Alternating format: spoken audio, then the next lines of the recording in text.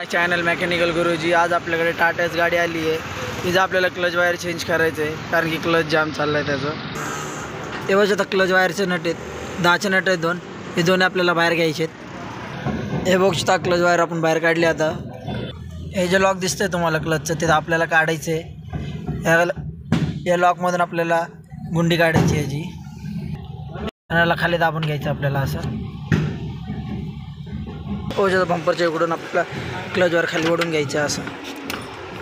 हे बघू शकता क्लच वायर आपण नवीन आणले। आता हे क्लच वायर आपण फिटिंग करणार आहे। हे बघू शकता खालनं आपल्याला क्लच वायर असं आतमध्ये प्रेस करायचं, असं पुढे ढकलायचं क्लच वायर। हे बघू शकता क्लच वायर असं आपल्याला सेटिंग करून घ्यायची असे बरोबर लेंथमध्ये। मग तुम्हाला या लॉकमध्ये अडकवायचं आहे क्लचच्या। हे बघू शकता क्लच वायर आपण इथं अडकवलं। आता आपल्याला क्लच सेटिंग करायची आहे।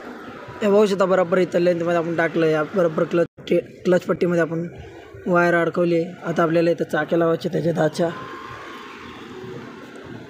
हे बघू शकता असे 10चे चाके लावून टाकायचे त्याचे आपल्याला टाईट करून घ्यायचं आहे। क्लच सेटिंग आपल्याला लेवलमध्ये ठेवायची आहे।